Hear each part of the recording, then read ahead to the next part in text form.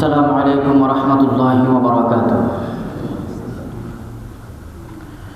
Innal hamdalillah nahmaduhu wa nasta'inuhu wa nastaghfiruhu wa na'udzu billahi min shururi anfusina wa min sayyiati a'malina. من يهده الله فلا مضل له ومن يضلله فلا هادي له ونشهد أن لا إله إلا الله الحي القيوم الذي لا تأخذه سنة ولا نوم ونشهد أن سيدنا وحبيبنا ومولانا محمدا عبد الله ورسوله الذي أرسله بالحق بشيرا ونذيرا وداعيا إلى الله بإذنه وسراجا منيرا فقد قال الله تعالى في القرآن بالبرهان أعوذ بالله من الشيطان الرجيم بسم الله الرحمن الرحيم شهر رمضان الذي أنزل فيه القرآن هدى للناس وبينات من الهدى والفرقان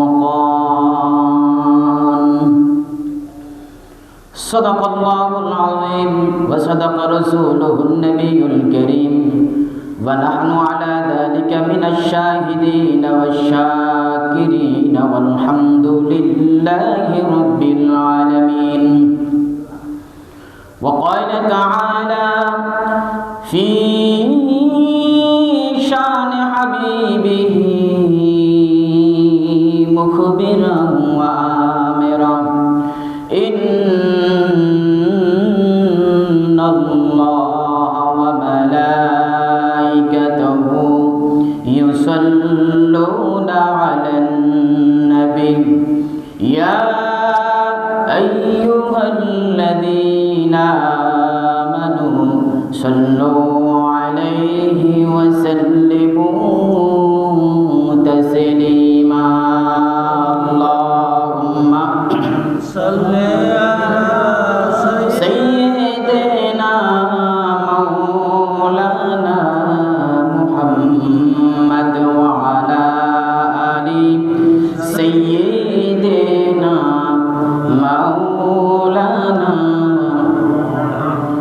দিল খুলে মনকে উজাড় করে মনোযোগটা মদিনাতুল মুনাওয়ারার দিকে দিয়ে দিয়ে আমরা মহব্বতে আবার করি আল্লাহুম্মা সাল্লি আলা সাইয়্যিদিনা মাওলানা মুহাম্মদ ওয়া আলা আলি সাইয়্যিদিনা মাওলানা মন আমার কাঁদে রে দিল আমার কাঁদে রে যেতে সোনার মদিনা মন আমার কাঁদে রে দিল আমার কাঁদে রে যেতে সোনার মদিনা যে মদিনা ধন্য হলো যে মদিনা ধন্য হলো পেতব ঠিকানা মন আমার কাঁদে রে দিল আমার কাঁদে রে যেতে সোনার মদিনা আল্লাহুম্মা সাল্লি আলা সাইয়্যিদিনা মাওলানা মুহাম্মদ ওয়া আলা আলি সাইয়্যিদিনা মাওলানা তৌহিদেরি মুর্শিদ আমার মুহাম্মাদের নাম মুর্শিদ মুহাম্মাদের নাম ওই নাম জপলে বুঝতে পারি খোদারে কালাম মুর্শিদ মুহাম্মাদের নাম তৌহিদেরি মুর্শিদ আমার মুহাম্মাদের নাম মুর্শিদ মুহাম্মাদের নাম আল্লাহুম্মা সাল্লি আলা সাইয়্যিদিনা মাওলানা মুহাম্মদ ওয়া আলা আলি সাইয়্যিদিনা মাওলানা আল্লাহকে যে পাইতে চায় হযরতকে ভালোবেসে আল্লাহকে যে পাইতে চায় আরশ কুরসি লৌহে কলম না চাহিতে পেয়েছে সে আল্লাহকে যে পাইতে চায় হযরতকে ভালোবেসে আল্লাহকে যে পাইতে চায় রাসূল নামে রশি ধরে যেতে হবে খোদার ঘরে রাসূল নামে রশি ধরে যেতে হবে খোদার ঘরে নদী তরঙ্গে কেঁপেছো ভাই না চাইতে পেয়েছে সে আল্লাহুম্মা সাল্লি আলা সাইয়্যিদিনা মাওলানা মুহাম্মদ ওয়া আলা আলি সাইয়্যিদিনা মাওলানা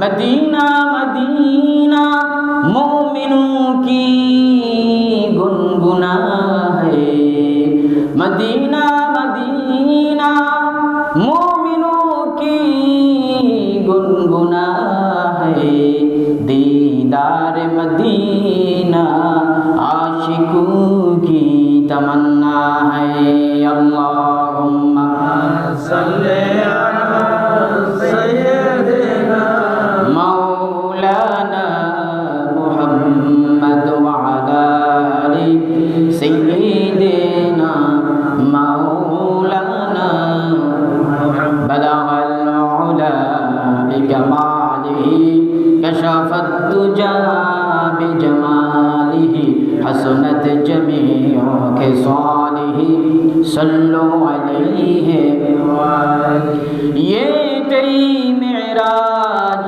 थी कि तो लौह कलम तक पहुँचा और मेरी मेराज है कि मैं तेरे कदम तक पहुँचा बलगल उला बिकमालिही कशफत दुजा बिजमालिही हसनत जमीओ के सालिही सल्लु अलैहि सतजा का रहा है अज़ल से ताइमरोज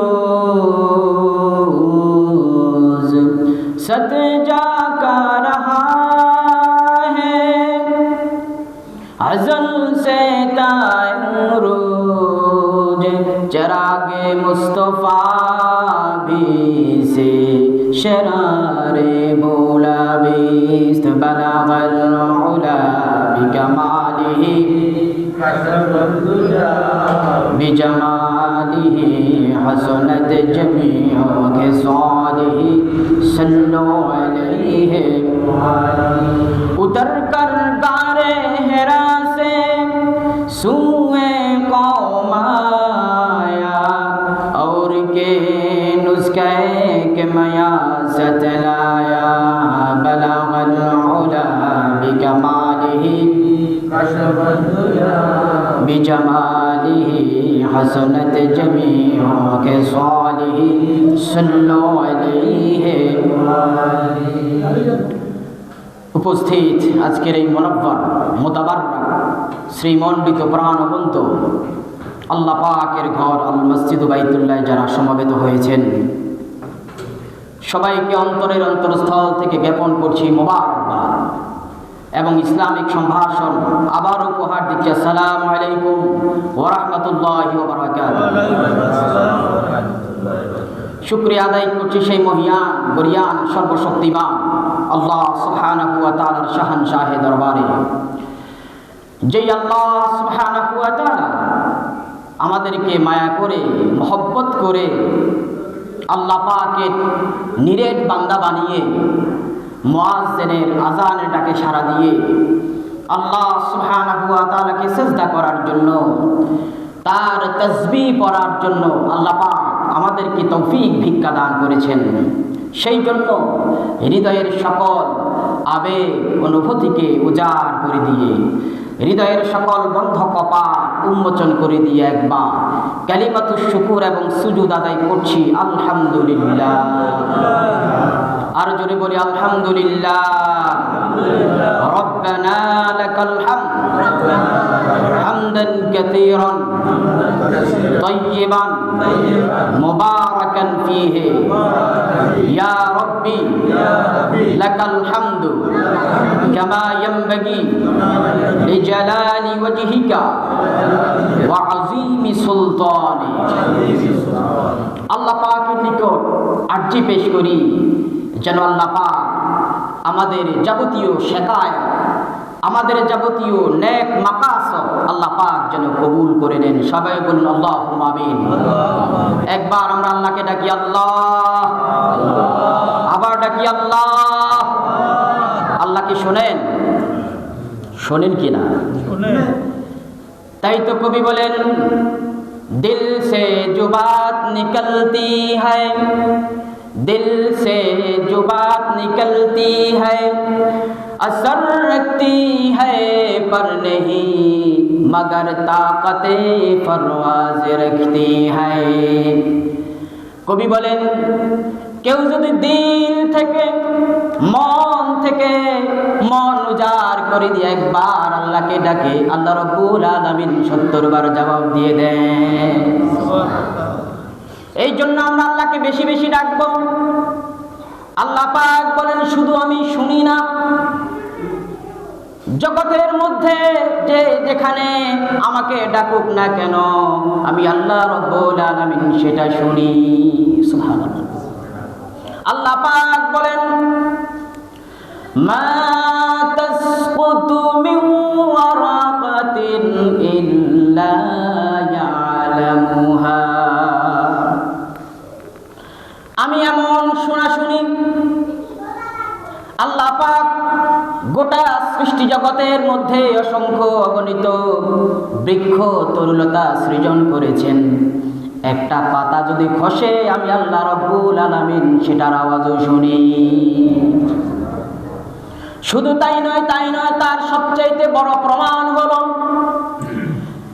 আল্লাহ পাকের জলিল কদর একজন নবী ছিলেন হযরত ইউনূস আলাইহিস সালাতু ওয়াস সালাম, যাকে মাছ গ্রাস করেছে, ভক্ষণ করেছিল।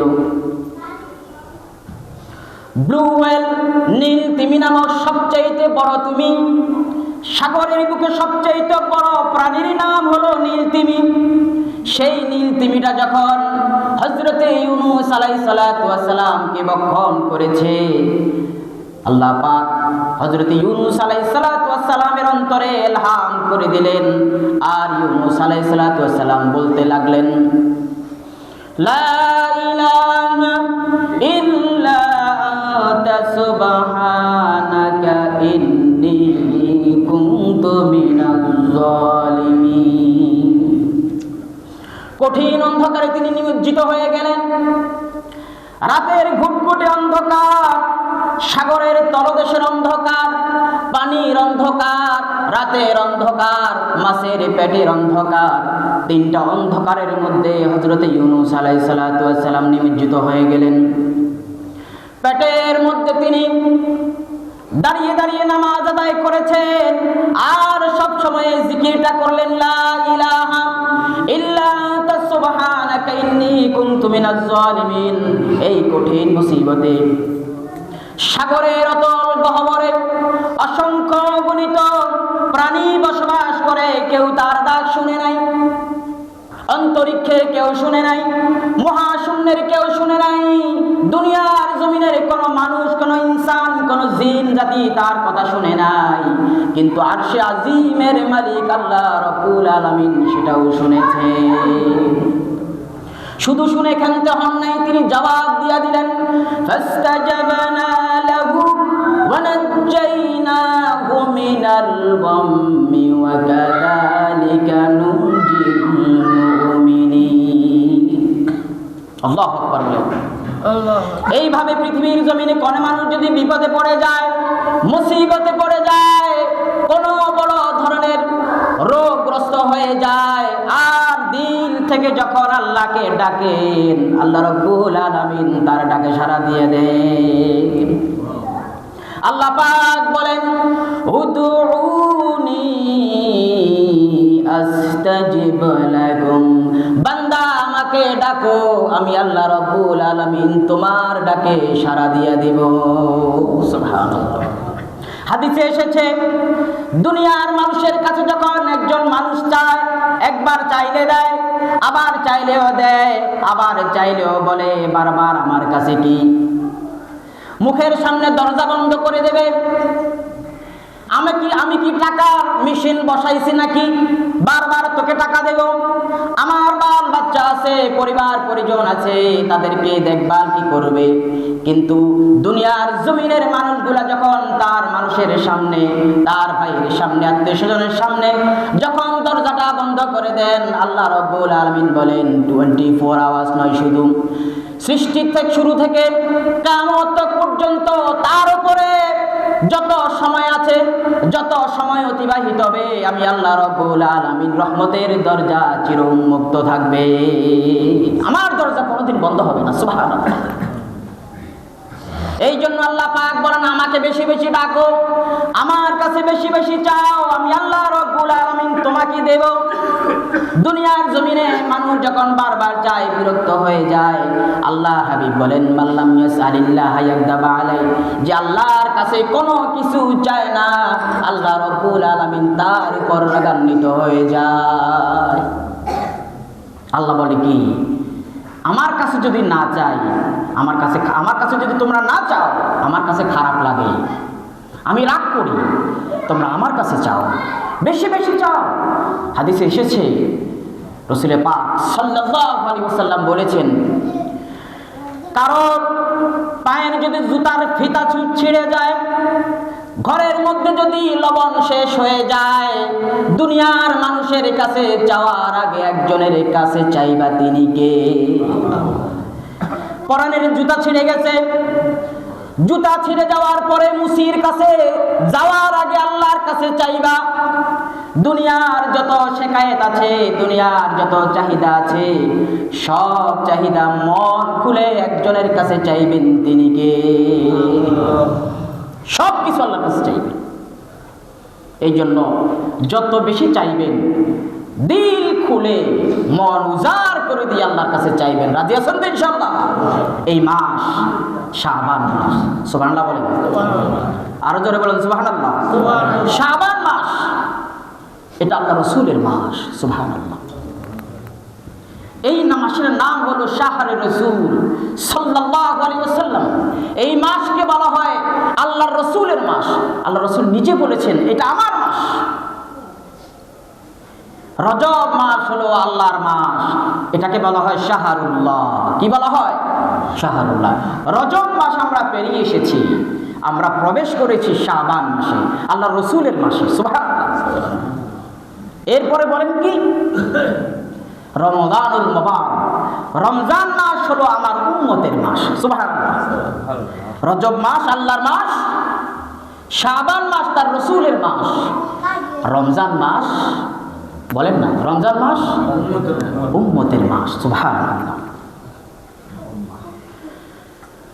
আল্লাহ পাক মুহাম্মদ সাল্লাল্লাহু আলাইহি ওয়াসাল্লামকে সৃজন করার আগে 1 লক্ষ মতান্তরে 2,24,000 পয়গম্বর পৃথিবীতে এসেছেন।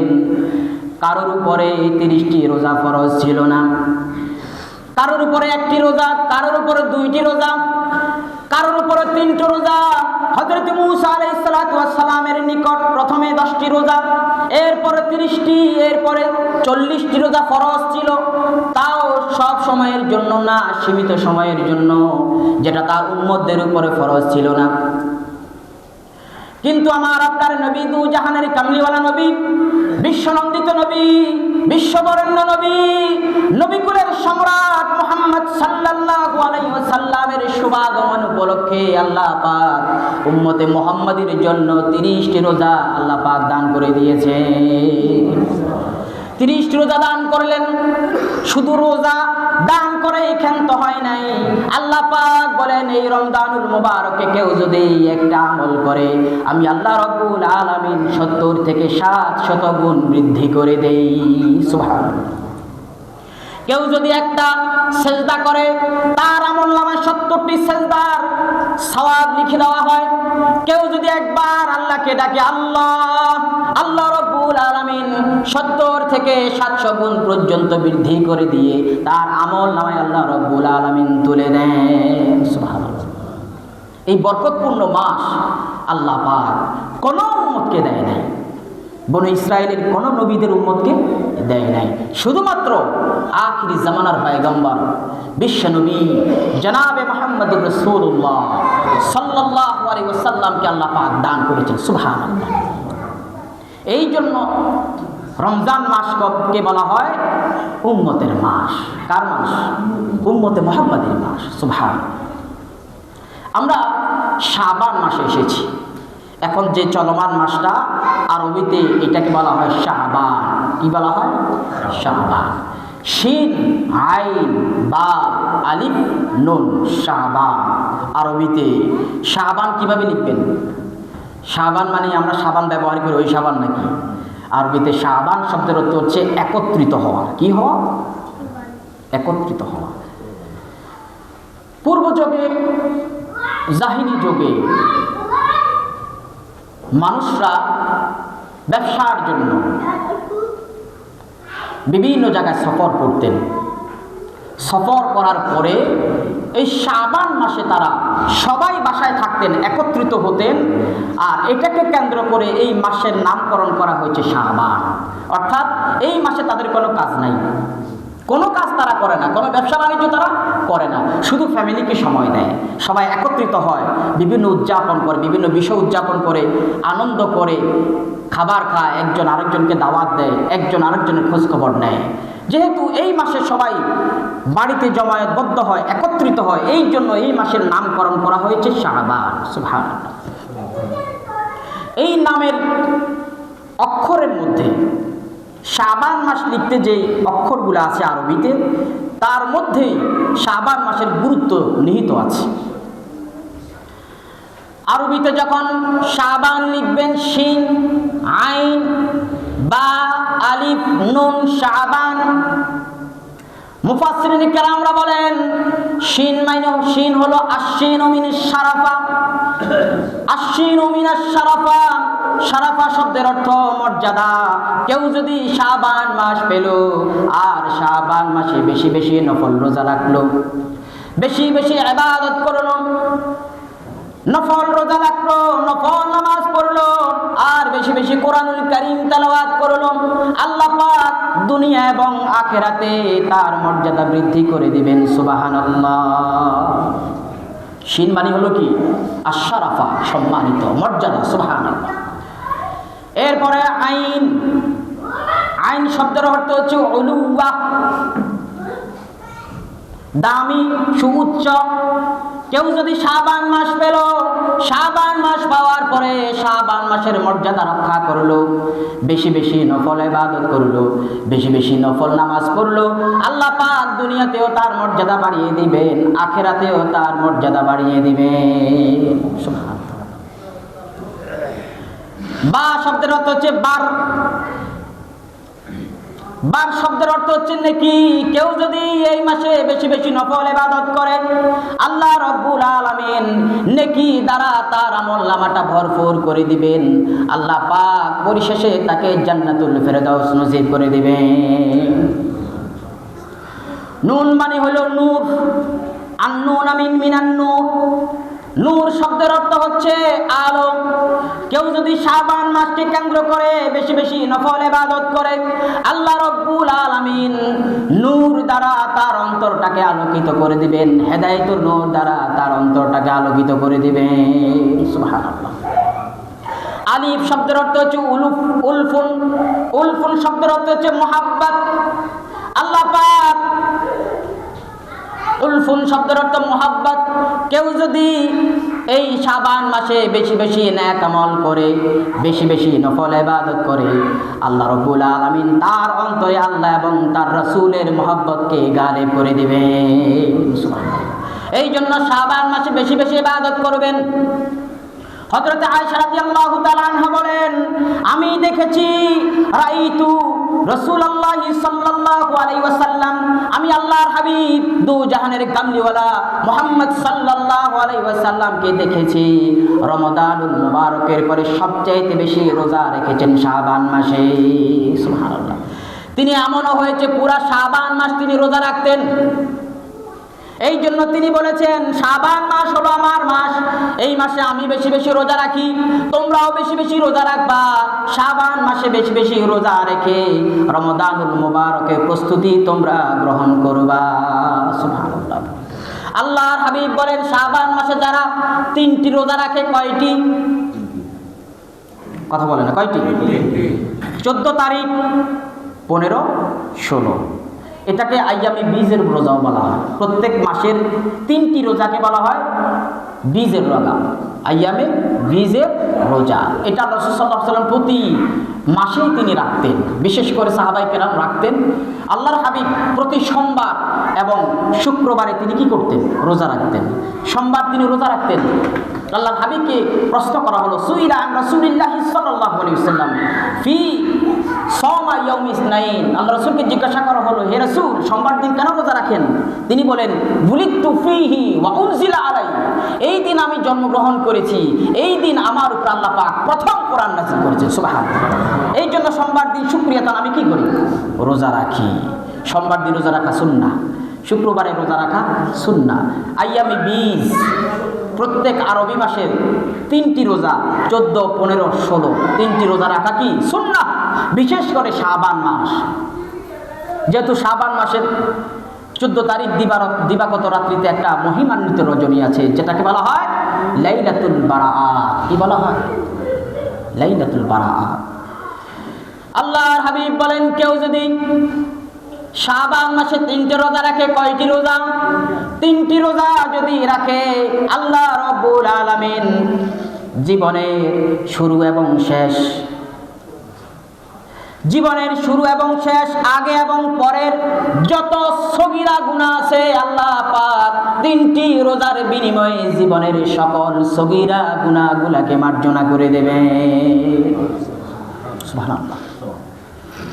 এরপরে বলেন শাবান মাসে আল্লাহ পাক 300টি রহমতের দরজা খুলে দেন। কেউ যদি শাবান মাসে বেশি বেশি রোজা রাখে 300টি রহমতের দরজা দিয়া অকাতরে বৃষ্টির ন্যায় তার উপর রহমত নাজিল হবে। পরিশেষে সে আল্লাহ রাব্বুল আলামিনের জান্নাতে প্রবেশ করবে। সুবহানাল্লাহ। এই জন্য বেশি বেশি শাবান মাসে ইবাদত করবেন, বিশেষ করে 3টা রোজা রাখবেন। আমার মা বোনেরা যারা আছেন তাদেরকেও বলছি, ওনারা তো আমাদের চাইতে বেশি রোজা রাখেন, ঠিক কি না? মহিলারা পুরুষের চাইতে মহিলারা সব রোজাই রাখে, এমন কোনো নফল রোজা নেই তারা রাখে না, সব নফল রোজা তারা রাখে। আলহামদুলিল্লাহ, বলেন আলহামদুলিল্লাহ। আরও বেশি বেশি যেন রোজা রাখেন, কিন্তু রোজার পাশাপাশি পর্দাটাও করবেন। অনেকে শুধু রোজাই রাখে, নফল রোজার কোনো শেষ নাই, কিন্তু পর্দার কোনো বালাই নাই, আছে না?